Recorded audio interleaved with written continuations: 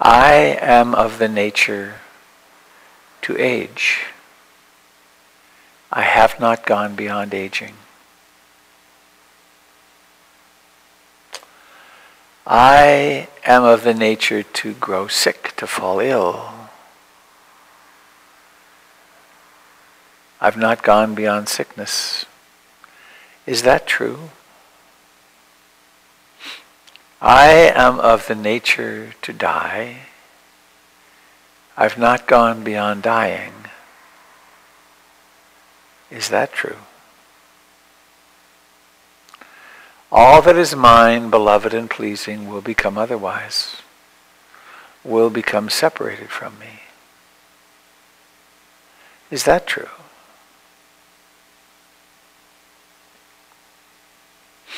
I am the owner of my karma, heir to my karma, born of my karma, abide supported by my karma, intentional action. Whatever karma I shall do, of that I shall be the heir.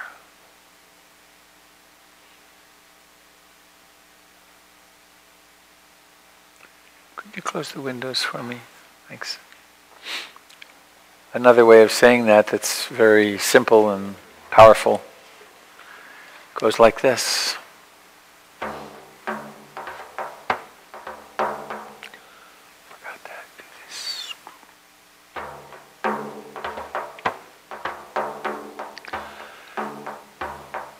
My death is certain. The time of my death is uncertain. The way of my death is uncertain.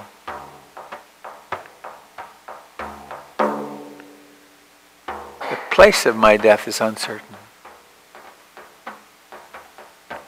How then shall I live my life? Today.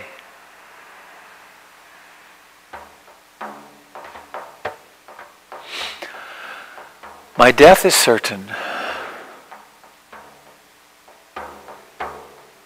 It's hard even to really think that with certainty, isn't it? Do you find that? My death is certain. The place of my death is uncertain. The time of my death is uncertain. The way of my death is uncertain. How then shall I live my life?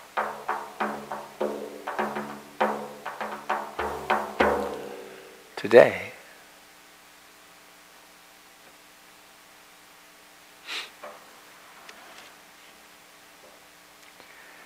The purpose of the contemplations on death is not morbidity and unhappiness. The purpose is joy and freedom and a willingness to completely and fully engage with our lives because of their utter preciousness.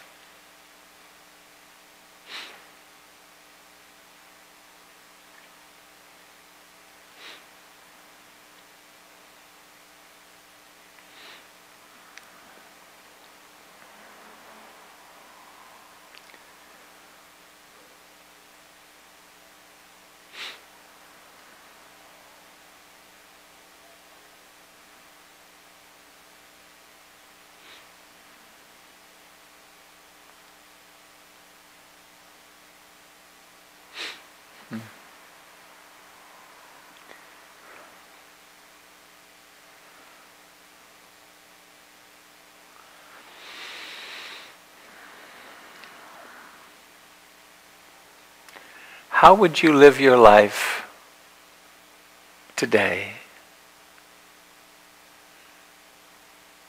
if you knew that tomorrow you were dying?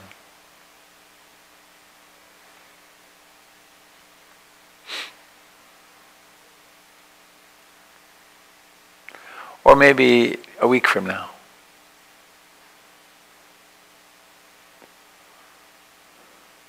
Or in the marvelous experiment, there's a book by Stephen Levine which gives guidance in this. It's called A Year to Live. And so you decide that what's today, the 8th? June 8th, 2015 is my last day on earth. How shall I live this next year? And then you keep a journal, and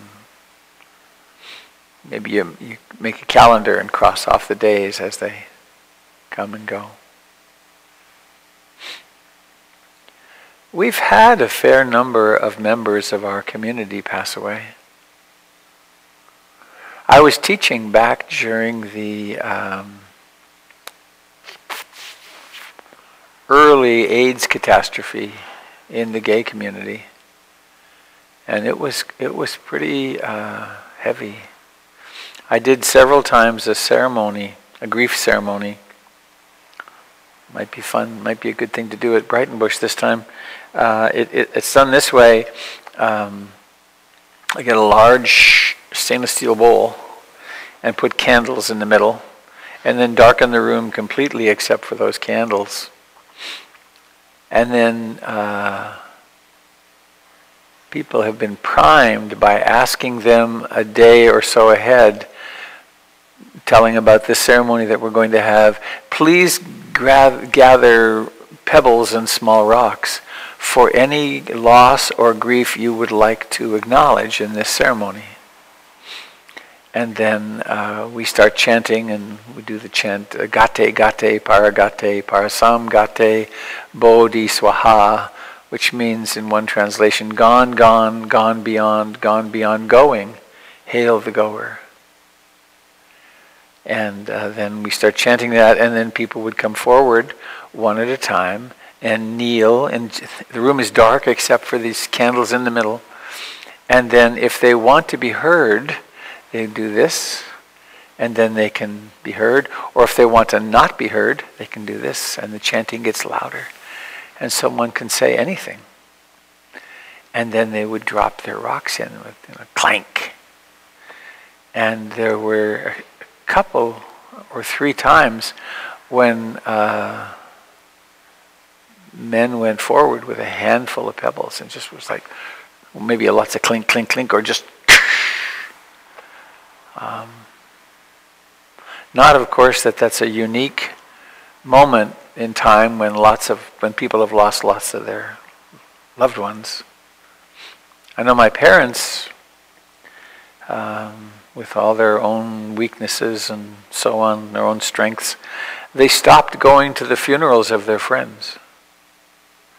They just couldn't do it anymore. They didn't have the resources and resiliency. They just couldn't go anymore.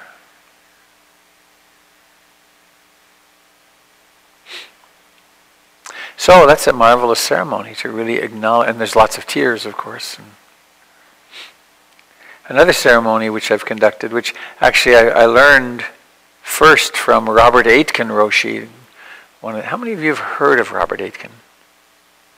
Oh, a smattering, yeah. He was the first,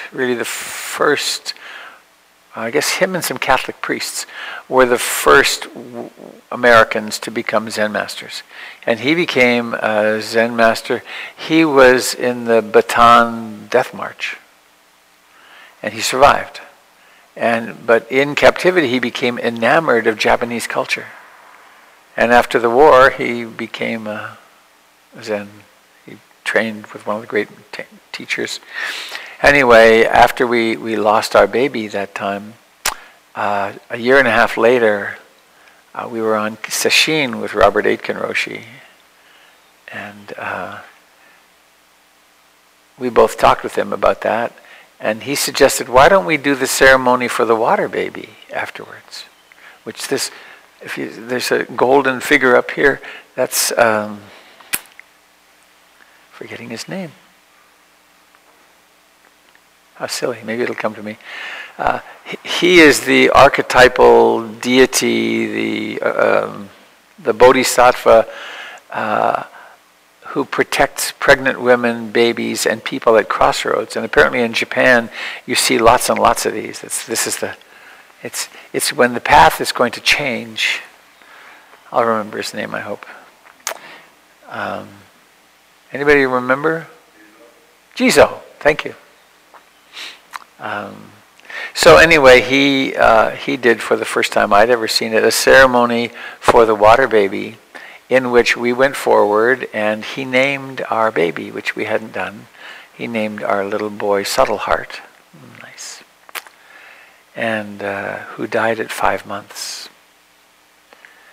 But I've done that ceremony several times on retreats. The first time it was done, it was in response to a woman who had had 12 miscarriages.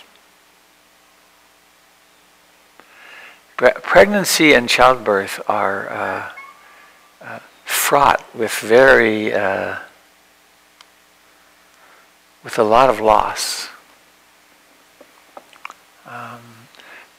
Trying to get pregnant, the presumption is the first time we try, one time without birth control and you get pregnant. For some of us that's true, but for others of us it's months or years or it never happens. And then there's the very risky phenomenon of growing up in a womb and getting born, and then of course starts the external risk. It's a big risk, this living business. So anyway, in that ceremony, maybe I'll share this. When we first knew that a baby had come, it was so exciting. I went out into the night and I had one of those moments in which it seemed as though the baby came into me. It's like, and I had this sense of acceptance. Yes. A lot of fear up. And then I hadn't noticed, but what I noticed was in the ceremony for the water baby, it was about 70 or 80 people. They crushed in around us and they were supporting us. And people said things like, "I'm so sorry you lost your baby." No one had said that. Right? Because we kind of push the loss of in utero beings into, it's like, well, it was just that. It isn't just that, of course. It's very difficult at some level for everyone. Anyway, I guess I shouldn't say that. I don't know that. It was certainly difficult for us. But in the middle of that crush, when I actually picked my feet off the floor, and I thought, now this is called support. Little process comment. And I found myself sobbing again. I thought the grief was over. I found myself sobbing. And that sense of having the baby with me, he left. In that moment, I had this sense of departing. Now, what that means, I have no idea. But I hadn't even known that hadn't happened. It was still with me. And of course, there's what has come out in those ceremonies is the loss of children. Right? Some of us lose children at birth or after birth or at teenagers or graduation party night or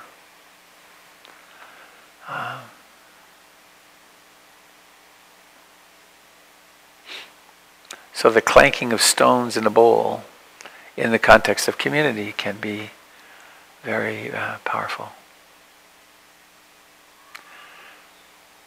It's one of the reasons for community that we need each other when the times get tough. There was a fellow named David who, he sort of lived here. It was never official. But he slept in the library. He slept here a lot. He had a home, but it wasn't working, and he died. You probably remember him, Jim, don't you? Yeah. He died of an accidental overdose. Was accidental too. His girlfriend had cancer, and there were some heavy-duty drugs around. And he mixed, wasn't even that much. He mixed one of her heavy-duty pain pills with a couple of other things and stopped breathing. We had his ceremony here. So, I am of the nature to grow sick, to age, and to die. I am of the nature to lose, to say goodbye to everything and everyone. I am the owner of my karma. It's an interesting view, isn't it? That what the Buddhist model says is that our only possession is our actions. Our actions that condition the next moment. Do you think that's true? And if that's true, how should we live? How do I choose to live today and this afternoon? How tightly do I hold to my grudges? That's a form of remarkable insanity, isn't it? You did something to me yesterday or last month, so I'm going to hold a tightness in my heart and animosity towards you and have a fixed opinion about you till I die. What a strange thing. How normal, of course.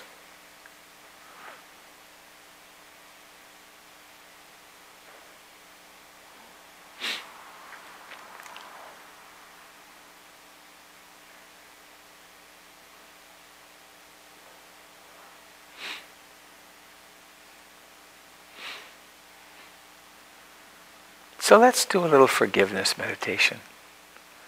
What do you think? That might be a good thing to do on a morning when I can't figure out what to do in a Dharma talk.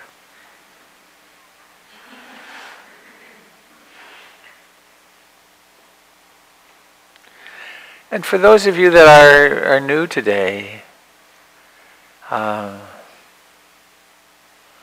hope you're getting the sense that this contemplation of death really is not about becoming morbid. It's about facing a fear that we all have. And whenever I talk of this, I think of this next piece, which is, you know how we say, honey, drive carefully? What we're really saying is, don't get dead. I'm afraid you're going to get in that tin can. Where was I? Oh yeah, I was driving from Ruth's place to Ontario. I fly into East LA. It's easier and cheaper than flying into Palm Springs. I was hurtling along amid semi-trailers in this narrow 3-lane road at 85 miles an hour. If a tire had blown, if it would have just been... We have such trust in those tin cans. I mean, they provide zero protection at 85 miles an hour. I mean, it's like wearing a suit of plastic.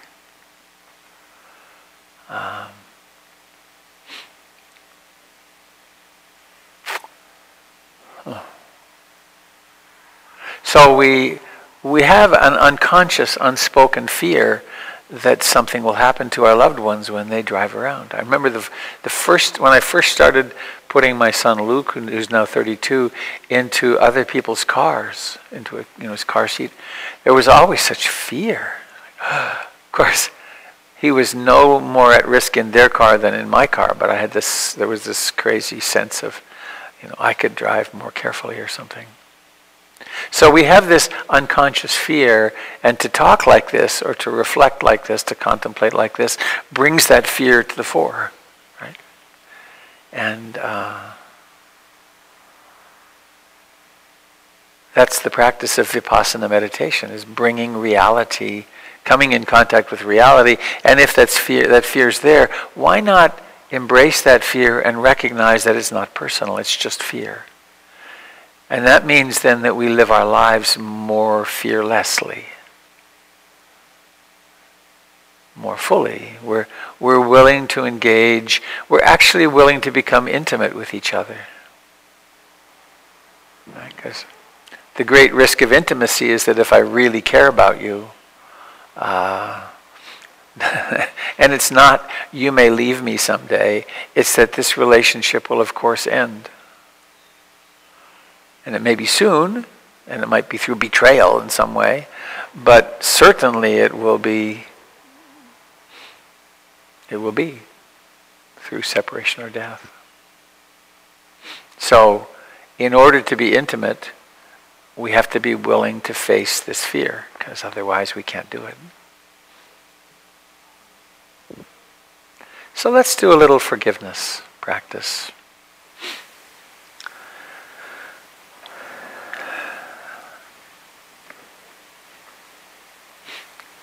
Please sit comfortably.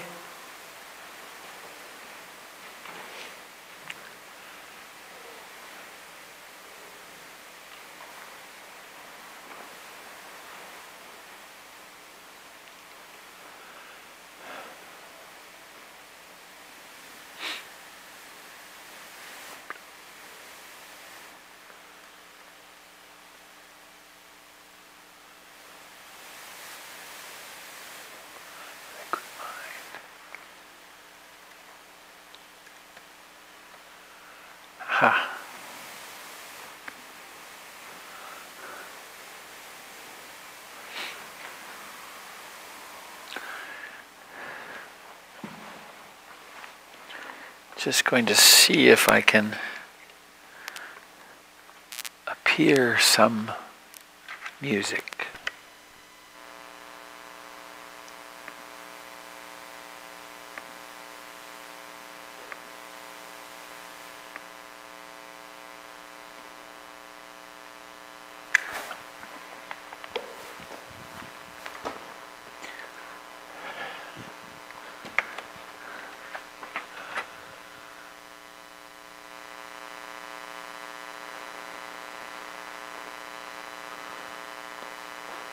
Maybe not.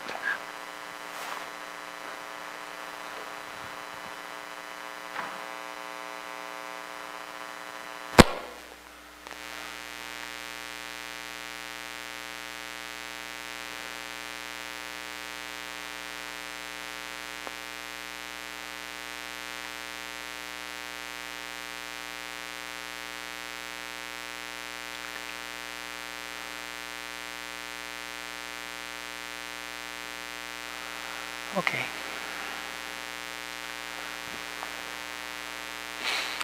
So we'll have the music of our own lives. Oh, wait a minute. I know how to do it, I think.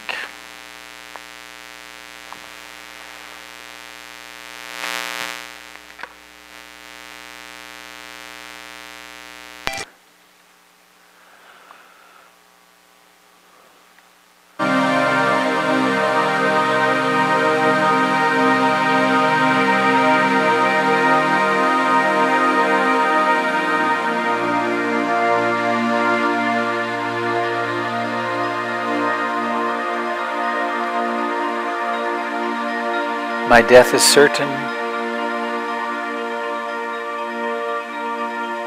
The time and place and way of my death are uncertain. How then shall I live my life today?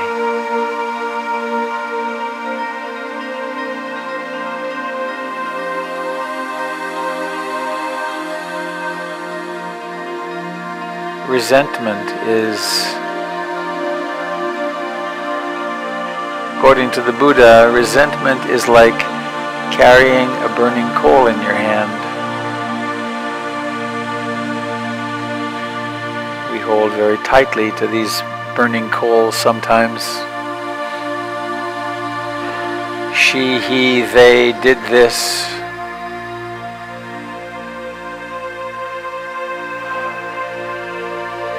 I will never forgive them. I can't forgive them. It helps to remember that forgiveness has nothing to do with the other person. Forgiveness is an action in our own hearts so that we can live happily in the present moment.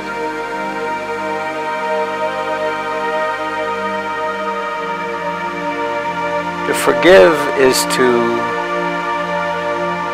recognize that anything that happened in the past is actually over.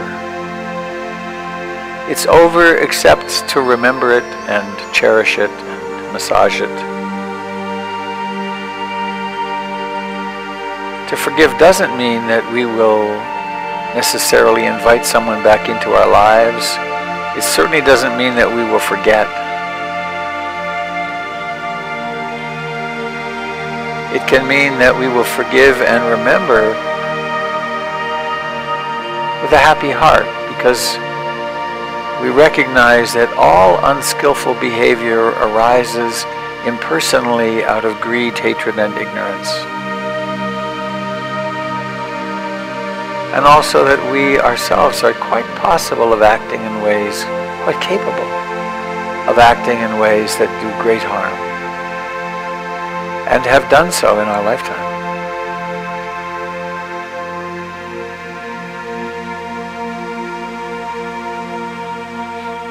So a great place to begin forgiveness practice is with ourselves.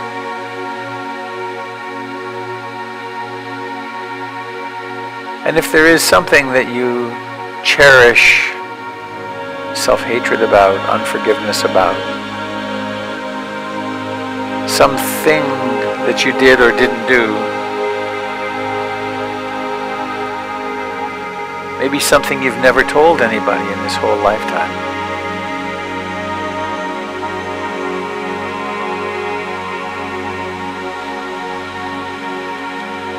why not open the door to letting this memory, emotion complex, let it go into the past. One thing we know for sure, and that is that we all do the best we are in any given moment. Our karmic history acting through us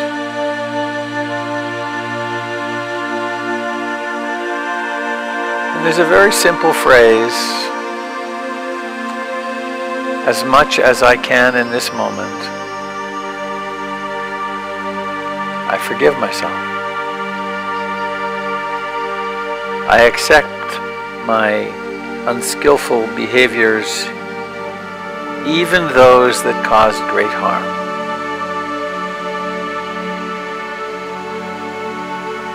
I accept with great compassion that I did this.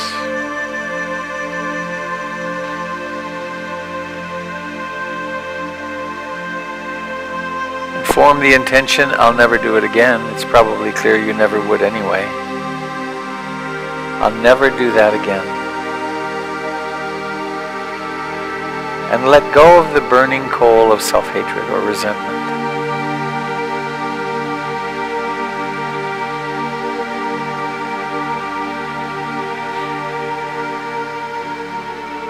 I forgive myself.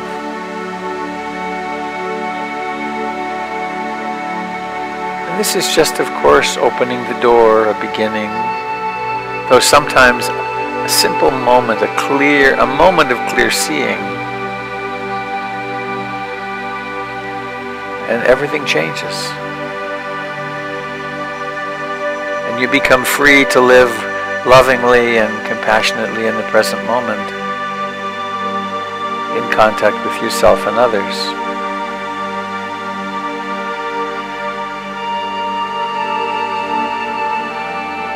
And now, if there's someone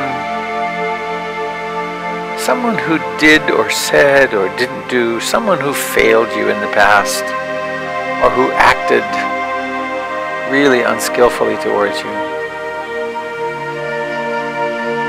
think about them. Think about that circumstance.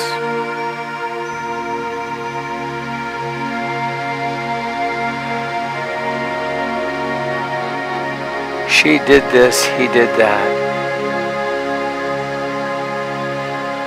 Notice if there's a price for that thought. And please remember, this isn't about forgiving and forgetting. This is about forgiving and being wise.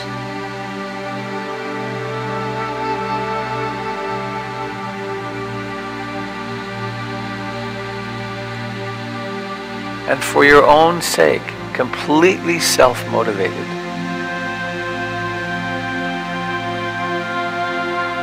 See how it might be to form the intention, as much as I can in this moment,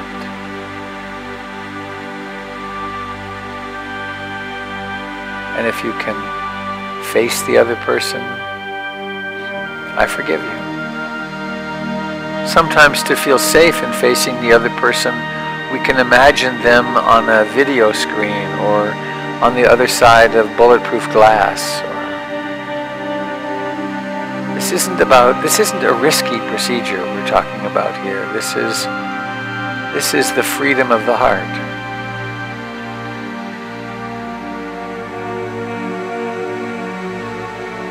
I forgive you.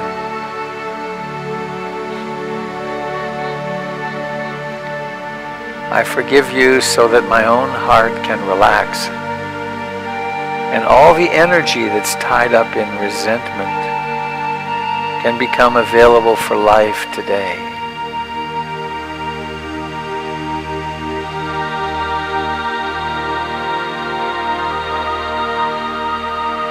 And sometimes there's someone else that we would benefit from asking forgiveness of. Sometimes we can do that in our, quote, real lives. Sometimes we can actually make amends. Other times it's simply enough. Have a conversation with them in your own heart-mind.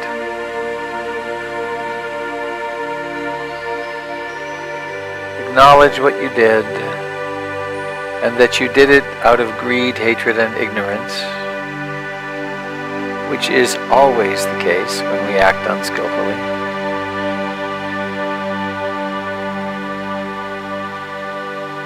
Please forgive me. As much as is possible in this moment, please forgive me.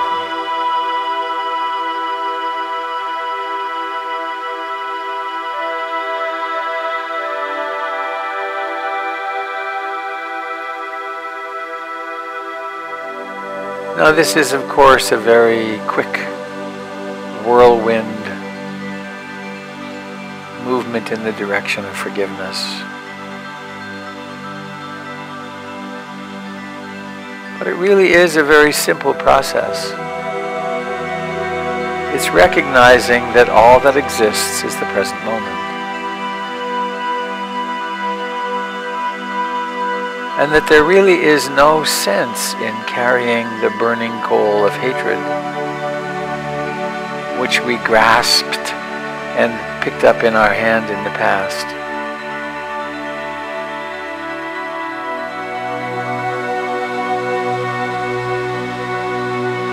Why not free up all your energy for this extraordinary, miraculous present moment?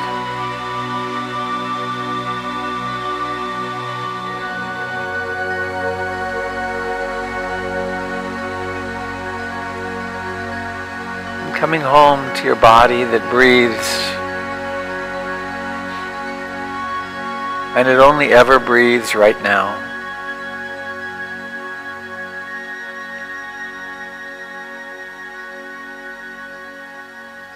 Come home to the sounds of this moment.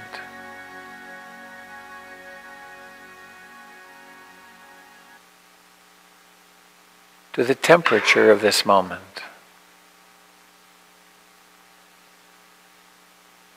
To the sensations of life in your body at this moment.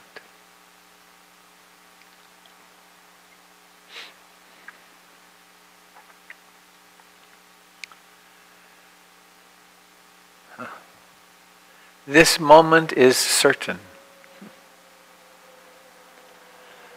The living of this moment is certain. This is what we have. Seeing, hearing, smelling, tasting, touching, breathing. Right now.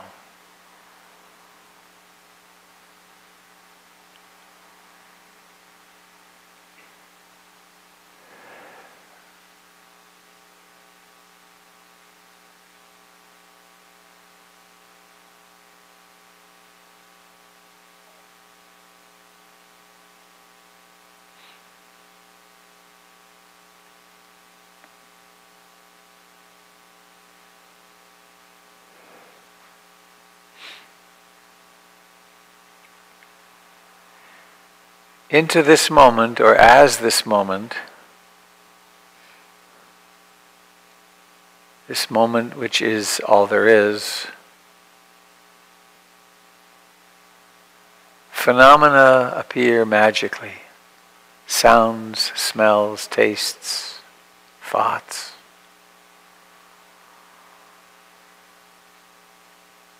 To be alive is to be in surprise at what arises, because it's utterly unpredictable.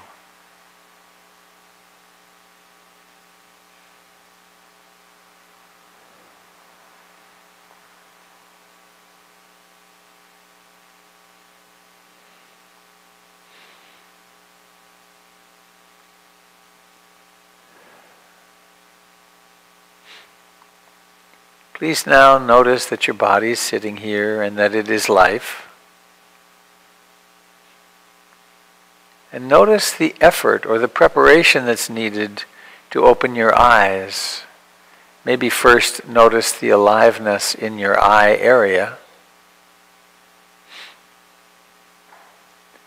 Here at the very top of your body, or close to the very top in the front of the face.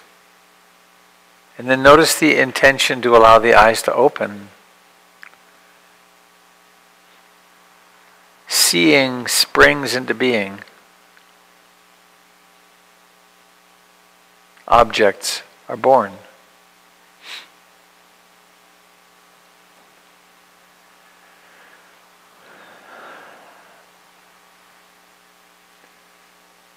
And notice that it's possible to conjure up a thought. May I be happy, or I forgive myself, and then to the degree that it's comfortable, let yourself look around the room and meet other eyes, meet your other eyes with a blessing.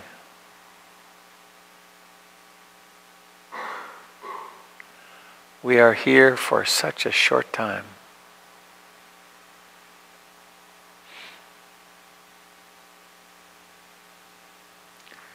And only as much as is comfortable.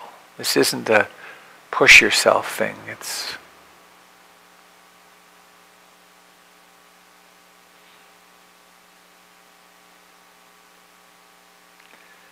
every single person in this room knows about clinging to the burning coal of suffering. It's a ubiquitous insanity. Just as we all know about letting it go.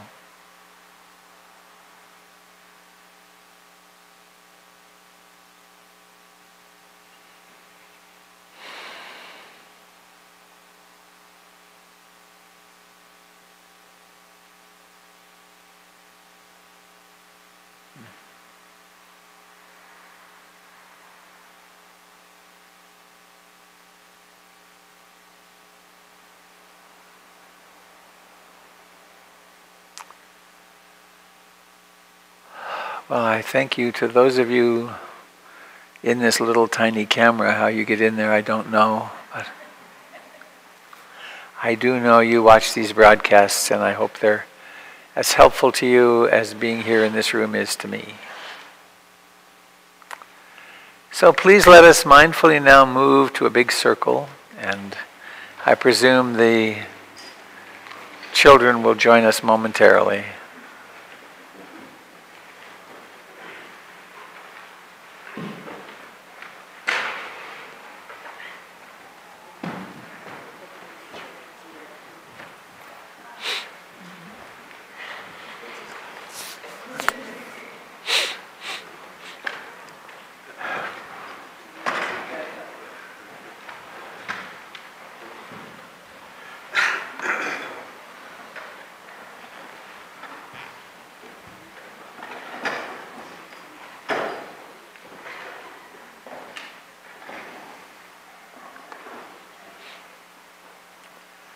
And while I remember, the first cherry I've had this year happened in the kitchen.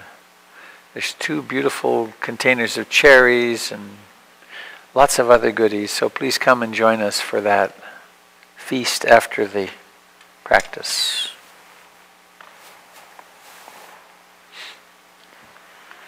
Oh, I could claim a spot. Yes. Oh, the microphone. Thank you, Jim.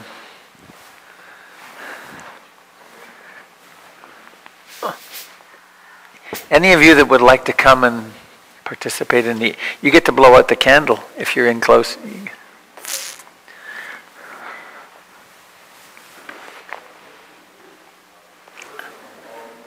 What? You're what? I see. Ooh, ooh, pink flowers. Yay. Well, thank you. Oh, nice. Oh, thank you. Wouldn't you like to give it to your mom? Would you like to give it to your mommy? Thank you for sharing with me too. Why don't you give it to your mom? Yeah, go ahead. I'll wait for you. Go get it. Isn't it? Yeah. I think you like pink. Pink.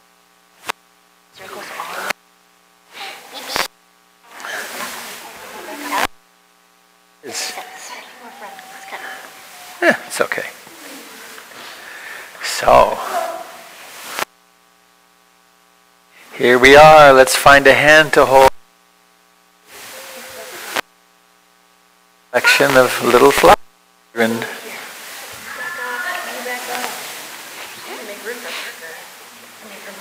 Come on in, Parker. Miles. Oh. So our minds are quite anything. Why not let's loving thoughts? What about giving the hand on the right a little squeeze and what's something nice you could wish for that person? What would you wish for a person? Someone a happy life in the future. A happy life in the future. That's a nice one. Anybody else? What would you wish? I would wish for the past to be happy, for the future to be happy, and for the present hour to be happy. Wow, for the past and future to be happy. Nice. All right. Let's do that. And let's include our family that isn't here, our siblings, our friends, even those people we think of or cherish as our enemies, because they're just us.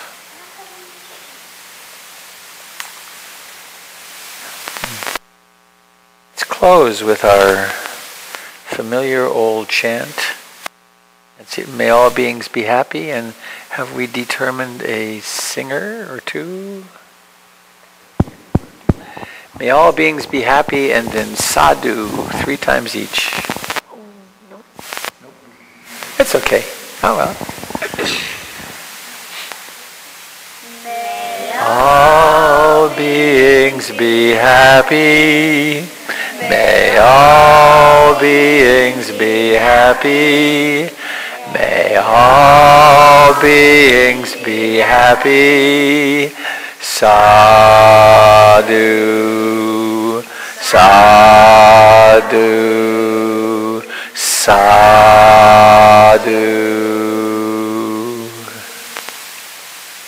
Thank you. So, please do come and join us for some goodies. And we have almost ritual, of blowing out the candle. So please, everyone, take a nice deep breath. And it's not till the count. We have to hold our horses. It goes 1. This is the practice. It's 1, 2, 3, blow. All right, we'll try again. I said 1, 2, 3. I know, but that was the practice. 1, 2. Blow. Please didn't relight. Please come and join us for some tea and goodies, and I'll see. Oh, I will not be here next week. I'll be at Brighton Bush. Who's teaching? Doug Pullen and Jim Dalton will be in the teaching seat.